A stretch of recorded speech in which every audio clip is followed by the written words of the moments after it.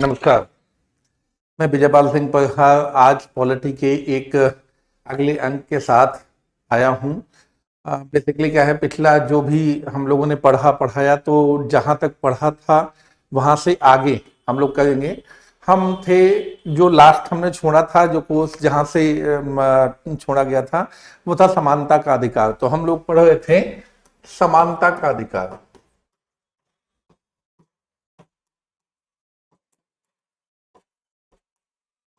तो ये समानता के अधिकार को अभी समाप्त नहीं किया था, तो समानता के अधिकार में अनुच्छेद 14 पढ़ लिया था।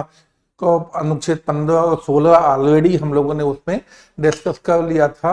कोर्स के साथ नहीं, उसके पहले ही डिस्कस कर लिया था कुछ वीडियोज में। और अगर कोई प्रॉब्लम होगी तो एक आध बार और डिस्कस कर लेंगे हम लोग। तो अनुच्छेद 15-16 चूंकि डिस्कस्ड है ऑलरेडी और इसी प्लेटफॉर्म पर अवेलेबल है, तो मैंने सोचा कि आज हम लोग क्या है, दो छोटे छोटे अनुच्छेद जो संविधान के अधिकार में आते हैं, अनुच्छेद 17 और अनुच्छेद 18, तो ये डिस्कस करेंगे। तो अनुच्छेद 17 और 18 बहुत सिंपल से अनुच्छेद है। कई बार आदमी क्या होता है कि इस तरह के अनुच्छेद इग्नोर भी कर देता है कि अनुच्छेद 17-18 में क्या है। अनुच्छेद 17 को कह देता है कि ये तो छुआछूत वाला अनुच्छेद है ना, छुआछूत वाला अनुच्छेद है। और ये जो अनुच्छेद 18 है ये उपाधियों का अंत बताता है, उपाधियों का अंत बताता है। तो ये बहुत सिंपल से अनुच्छेद है, तो इसमें बहुत कुछ समझने बूझने के लिए नहीं है। तो हाँ, थोड़ी कम समझने बूझने के लिए है, लेकिन फिर भी जब क्वेश्चन बनता है तो बन ही जाता है। और क्वेश्चन कई बार ऐसा बन जाता है कि पता चला इन्हीं बहुत छोटी छोटी चीज़ों से एक ठीक ठाक क्वेश्चन बन जाता है और हम नहीं कर पाते हैं। तब लगता है कि नहीं, थोड़ी सी ढंग से पढ़ लिया होता तो अच्छा था। तो चलिए, जितना ढंग से पढ़ा जा सकता है हम लोग कोशिश करेंगे उतने ढंग से पढ़ने की। और यहाँ आज यही बहुत छोटे छोटे अनुच्छेद जो लगभग इग्नोर होते हैं उनको ही डिस्कस करने की आज कोशिश करते हैं। और इसके साथ ही हम लोग क्या है कि मैंने एक दिन आपको एक छोटा सा वीडियो के माध्यम से सूचना दी थी कि हम एक रीस्टार्ट करने जा रहे हैं। तो ये रीस्टार्ट का आपका पहला वीडियो है और इसी तरह वीडियो जाते रहेंगे। हफ्ते में कम से कम 3 वीडियो तो आपके लिए आ ही जाएंगे और उससे ज़्यादा भी मैं कोशिश करूंगा जितना हो सके आपके लिए तो चीज़ें पहुंचे। और ये कोर्स आपको यूपीएससी के पहले पहले कंप्लीट मिलेगा। तो एकदम निश्चिंत है कि यूपीएससी के पहले पहले आप पॉलिटी कम से कम जितने बार रिवाइज करना चाहें, आपके सामने सारा वीडियो होगा, यूट्यूब में पढ़ा होगा, कोर्स के नाम से आपके पढ़ा होगा, तो आप आराम से रिवाइज कर पाएंगे, कहीं कोई दिक्कत नहीं है। ठीक है, तो ऐसा एक एक अनुच्छेद करके हम लोग बात करते हैं। तो यहाँ अनुच्छेद 17 और 18 की बात है, तो पहले अनुच्छेद 17 की बात कर लेते हैं। तो यहाँ पर अनुच्छेद 17 अस्पृश्यता का अंत, अस्पृश्यता का अंत। तो अस्पृश्यता का अंत क्या, थोड़ी ऐसा भी लिख सकते हैं हम लोग, है ना, इसको ऐसे लिख लेते हैं, ऐसे अस्पृश्यता का अंत ऐसे लिख लेते हैं ना। तो अलग अलग लिखने का जो शैली है उसके हिसाब से करेक्ट लिखना चाहिए। तो चलिए, यहाँ पर लिख लिया हम लोगों ने अस्पृश्यता का अंत। अस्पृश्यता का अंत का जैसा मैंने बताया आपको कि लोग समझते हैं कि यहाँ पर हुआ छुआछूत का अंत। और सामान्य तौर पर पूछे जाने वाला क्वेश्चन इतना ही है, इतने के बाद आदमी आगे बढ़ जाता है। तो अब हम लोग इतने के बाद से पढ़ना स्टार्ट करते हैं कि सबसे पहले तो अस्पृश्यता शब्द की परिभाषा नहीं दी गई और अस्पृश्यता का अंत का मतलब क्या होता है। ये मैसूर हाईकोर्ट ने, जब मैसूर हाईकोर्ट हुआ करता था, आज उसका नाम बदल गया है, तो जब मैसूर हाईकोर्ट हुआ करता था तो उसने बताया था क्या, अस्पृश्यता का अंत। तो यहां अस्पृश्यता क्या है, जाति व्यवस्था से पैदा होने वाली, जाति व्यवस्था से पैदा होने वाली सभी समस्याओं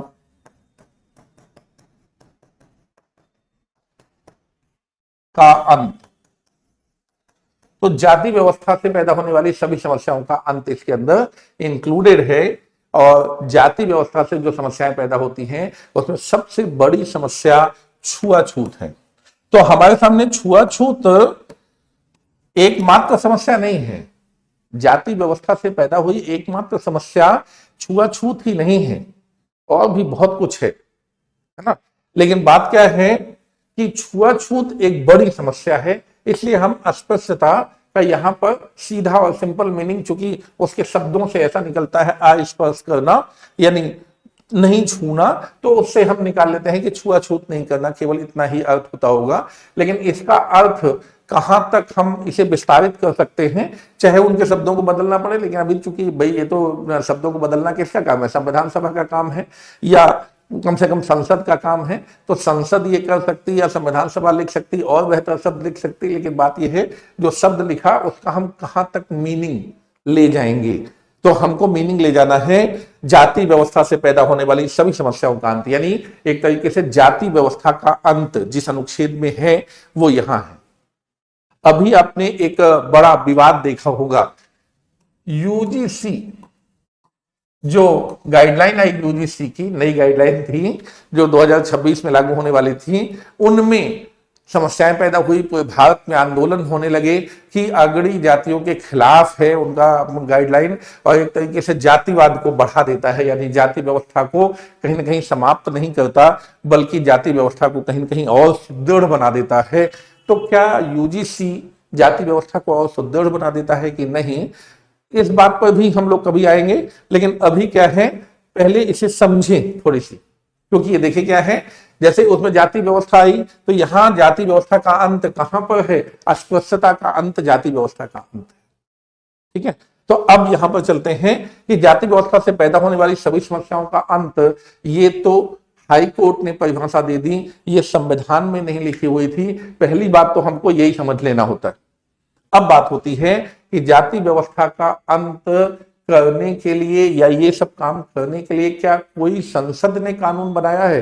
कभी कभी जब सवाल आता है तो वहां तक पहुंचता है कि क्या संसद ने अब तक जाति व्यवस्था के अंत के लिए कोई कानून बनाया है क्या। चलिए देखते हैं। जाति व्यवस्था के अंत के लिए सिविल अधिकार संरक्षण अधिनियम 1955 बनाया गया। सिविल अधिकार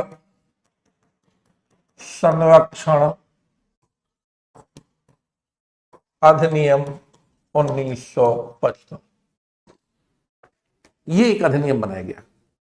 जो सिविल अधिकार संरक्षण अधिनियम न होके पहले इसकी जगह पे क्या लिखा हुआ था, अस्पृश्यता उन्मूलन अस्पृश्यता निवारण अधिनियम।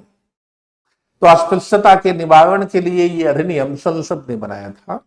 बाद में इसका नाम बदल दिया गया सिविल अधिकार संरक्षण अधिनियम, अस्पृश्यता निवारण अधिनियम नहीं, सिविल अधिकार संरक्षण अधिनियम। तो क्यों बदल दिया गया नाम, क्या है इस नाम के पीछे, तो समझना है अस्पृश्यता का अंत जब होता है तो हमें मिलेगा क्या। अस्पृश्यता जब समाप्त होगी, जाति व्यवस्था जब समाप्त होगी, तो सभी नागरिकों को एक तरह के अधिकार मिलेंगे जिन्हें कहते हैं सिविल अधिकार।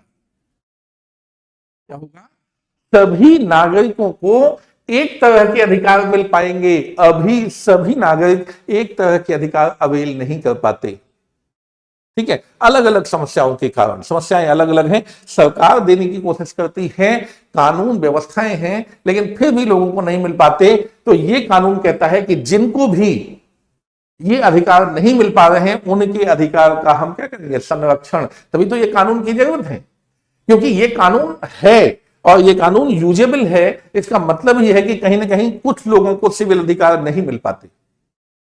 ठीक है, तो अस्पृश्यता का अंत लिखें या सिविल अधिकार का संरक्षण लिखें, बात एक ही है, दो अलग अलग तरीके से कही जाती है। नेगेटिव तरीके से कही जा रही है, यानी ये किसी चीज का अंत कर रही है, ये किसी चीज को समाप्त कर रही है, इसलिए इसको कहते हैं नकारात्मक होना, नकारात्मक। लेकिन जब यहां पर हम कह रहे हैं सिविल अधिकार संरक्षण, यानी कुछ दिया जा रहा है, कुछ मिल रहा है, और जब कुछ मिलता है तो उसे संरक्षण अधिनियम कहा गया। इसीलिए क्या है, हम इसको पॉजिटिव सेंस यानी सकारात्मक तरीके से लेते हैं। तो ये है सकारात्मक व्यवस्था और यहां पर है सिविल अधिकार संरक्षण अधिनियम, यानी हम यहां पर सिविल अधिकार का संरक्षण कर रहे हैं। तो अब समझ में आए बात। कि सिविल अधिकार का संरक्षण करने के लिए अधिनियम ऑलरेडी इन प्लेस है, यानी अस्पष्टता का निवारण करने के लिए, यानी जाति व्यवस्था का अंत करके और वो सब अधिकार दिलाने के लिए जो प्रत्येक नागरिक को प्राप्त होने चाहिए, ये कानून ऑलरेडी है। लेकिन उसके बावजूद एक कानून की जरूरत पड़ी जिसे बाद में बनाया गया। अगले पेज में ले लेते हैं उसे हम लोग।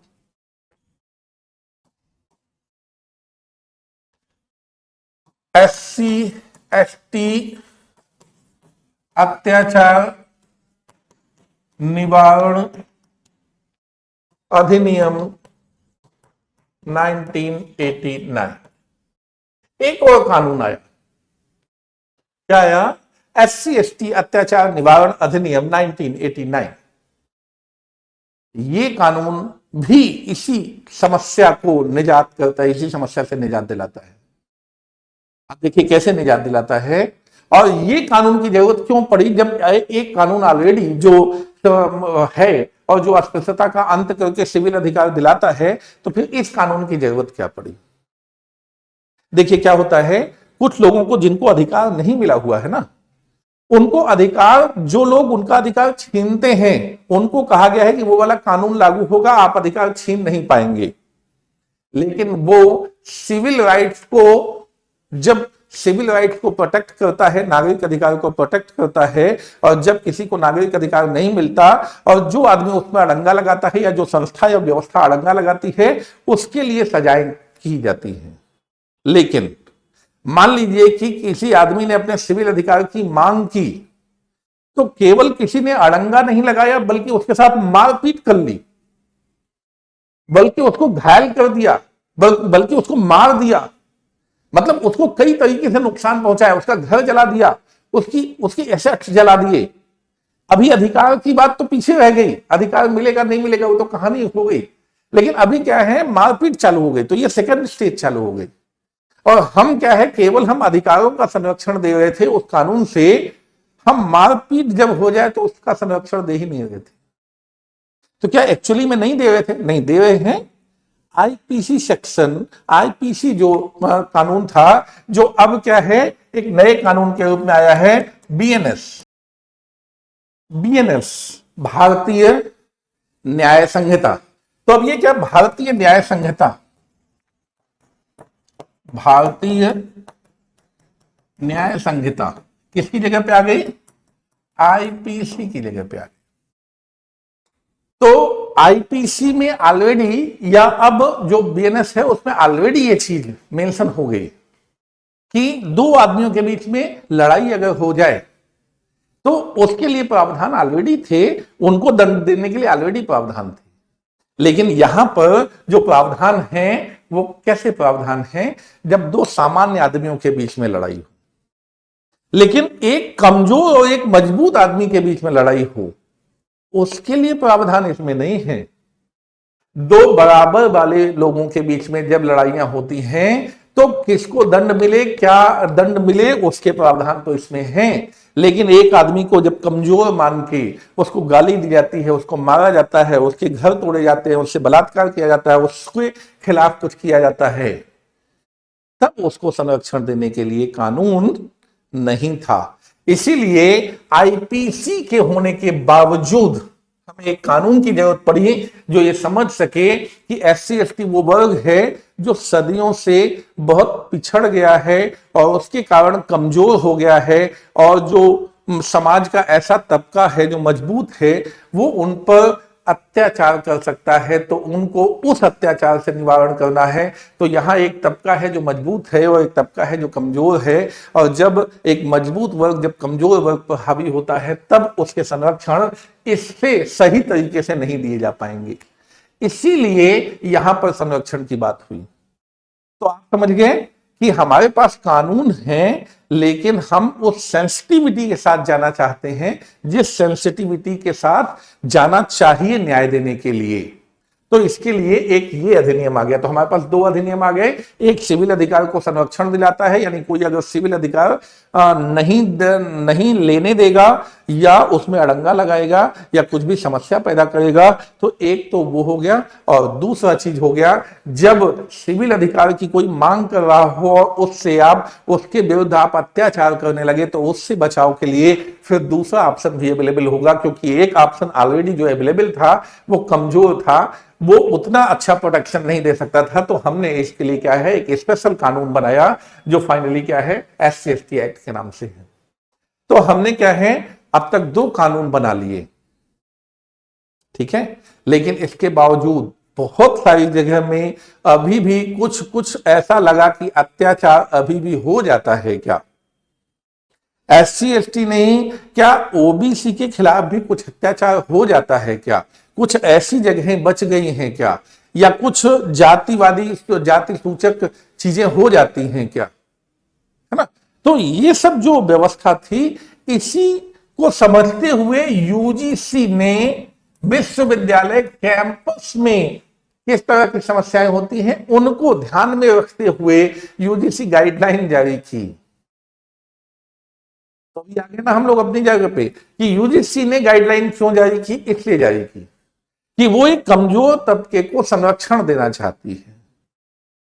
लेकिन बात होती है, क्या वो कमजोर तबके को संरक्षण दे रही है या वो गाइडलाइन इतनी ज्यादा मजबूत हो गई है कि कहीं जो जिसको हम मजबूत मान रहे हैं उसको ही कमजोर किए दे रही है।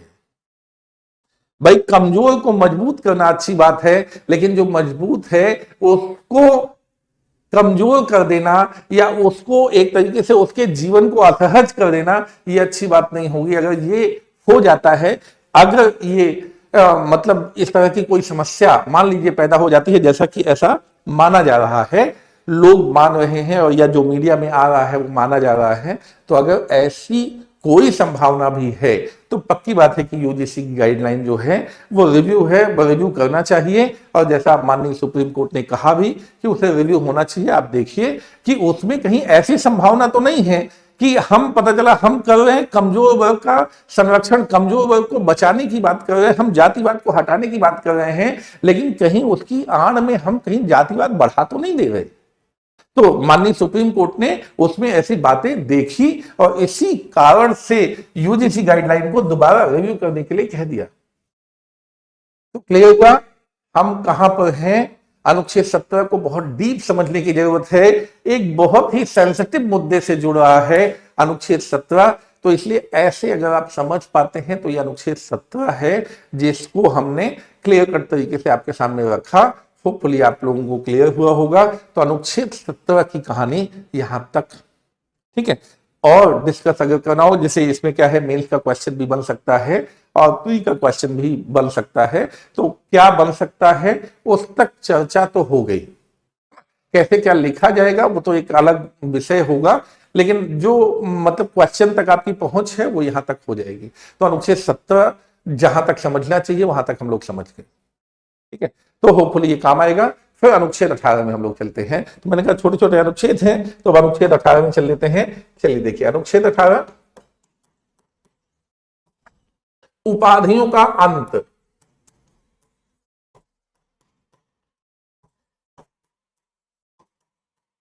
उपाधियों का अंत क्या है? ये उपाधियां, उपाधियों का अंत क्यों करना चाहते हैं? अंग्रेज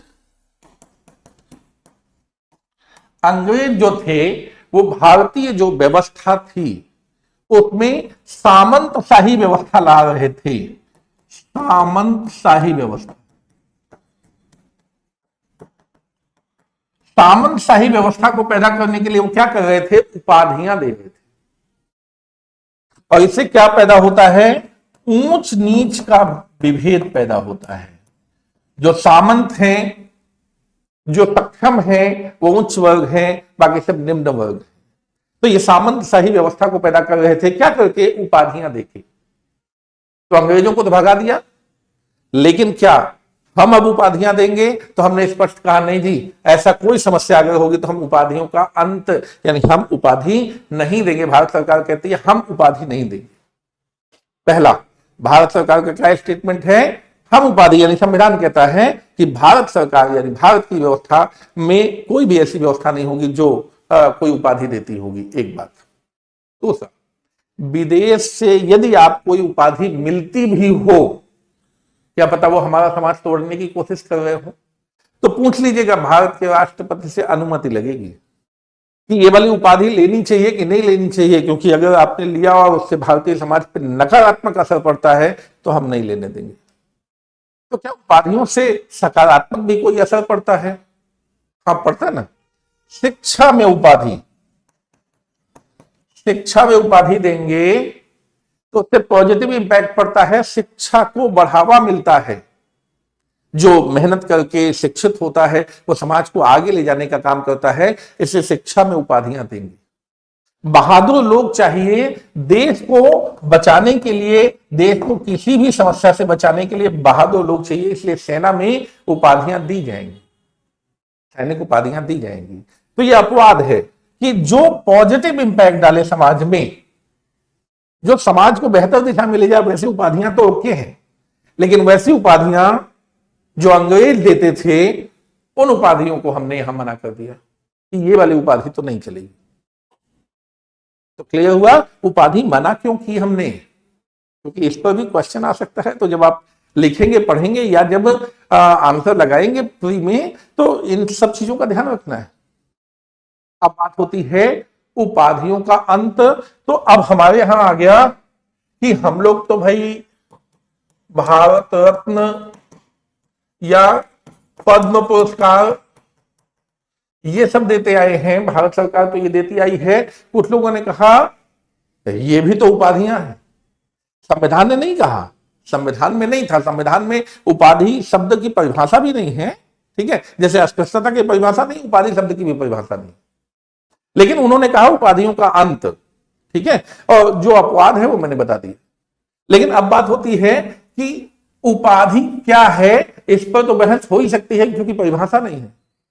तो कुछ लोगों ने ये कह दिया कि ये जो भारत रत्न और पद्म पुरस्कार उपाधियां हैं, और इसीलिए क्या हुआ 1978 में इनको मना कर दिया गया और फाइनली 1980 तक ये उपाधियां नहीं दी गई। बाद में ऐसा 1993 में भी हुआ, ठीक है। तो बहस हो जाती है कभी कभी कि क्या ये जो चीजें हैं वो उपाधियां हैं। तो सुप्रीम कोर्ट में चूंकि जब बहस होगी तो क्या होगा, व्याख्याता तो संविधान को व्याख्या कौन करता है, सुप्रीम कोर्ट। तो सुप्रीम कोर्ट ने व्याख्या की जी ये उपाधियां नहीं है, क्या है, पुरस्कार, ये उपाधियां नहीं है, ये पुरस्कार है। तो समझ गए, दो बार इस कारण से समस्या पैदा हो गई क्योंकि इनको कहा गया कि ये भी उपाधियां हैं, इनको भी बंद कर दो। कोर्ट केस हो गया तो कोर्ट ने कहा कि भाई ये पुरस्कार है, उपाधि नहीं है।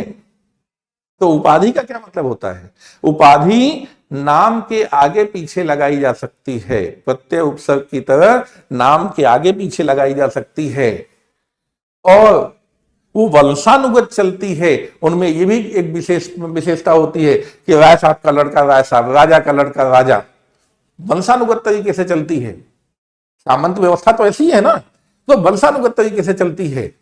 तो हम क्या करेंगे, वंशानुगत जो व्यवस्थाएं हैं उन्हें समाप्त करेंगे। तो क्या पुरस्कार जिसको मिल जाता है उसका लड़का भी पुरस्कार को यूज कर सकता है? नहीं, जिसको मिलता है उसको बस मिल जाता है क्योंकि उसने अच्छा काम किया, उसके लड़के ने खराब काम किया तो उसको पुरस्कार थोड़ी मिलता है। या किसी भी व्यक्ति को इस तरह से ऐसा नहीं कि वो पीढ़ी दर पीढ़ी उस चीज का उपयोग करेंगे, जिसको मिला उसको मिला क्योंकि उस व्यक्ति ने अच्छा काम किया समाज के लिए।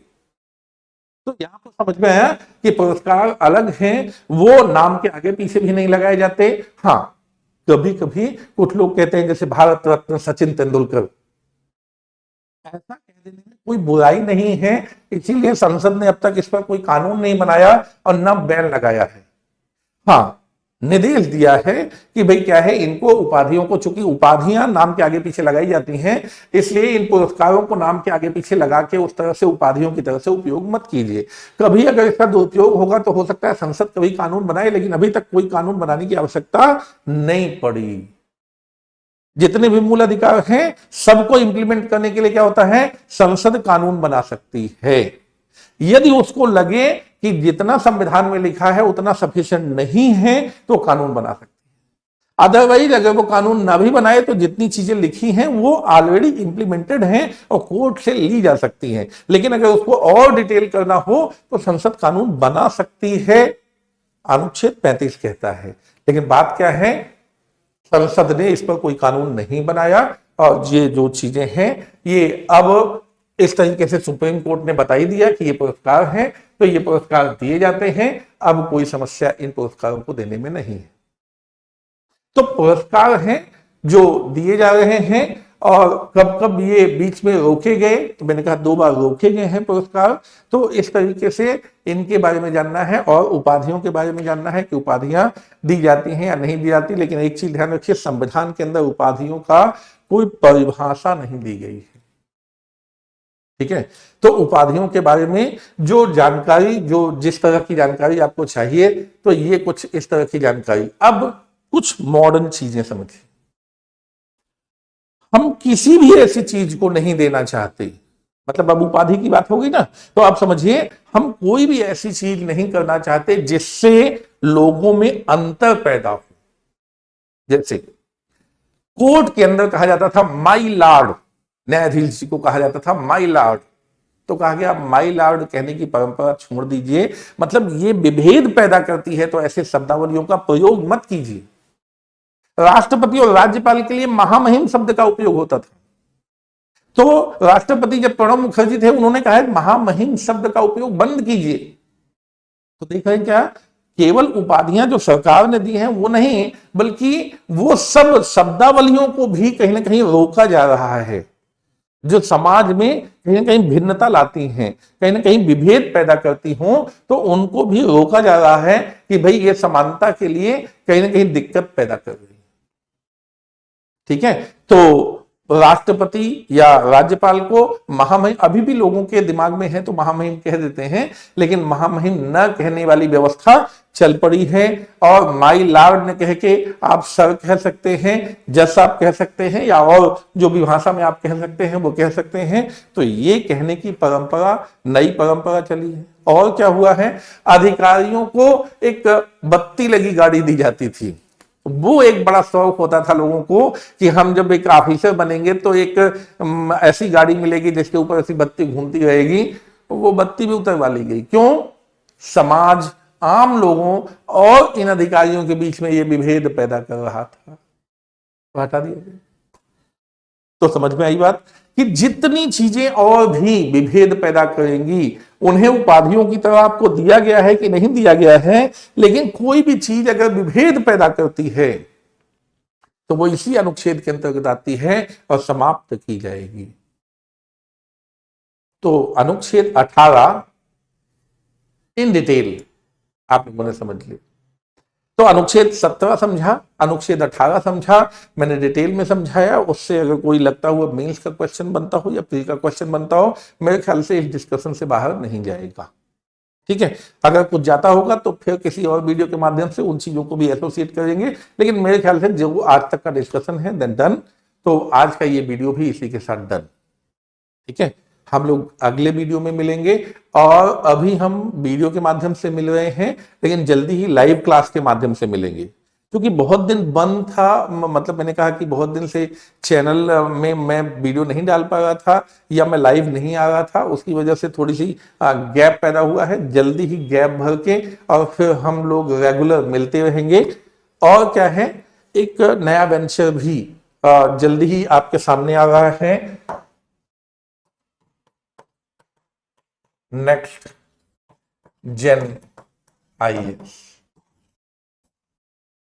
तो अभी एजुकेशन फॉर सिविल सर्विस जो आपका क्या है यूट्यूब चैनल है, इसके माध्यम से मैं तो आ ही रहा हूं, मेरा व्यक्तिगत प्रयास आपके सामने आ ही रहा है, पर एक ग्रुप के माध्यम से नेक्स्ट जेन आईएएस के बैनर तले तो हम लोग और एक सामूहिक रूप से आपकी सारी तरह की समस्याओं का समाधान करने के लिए जो सिविल सर्विस से संबंधित थी उसके लिए हम लोग इकट्ठा हुए हैं।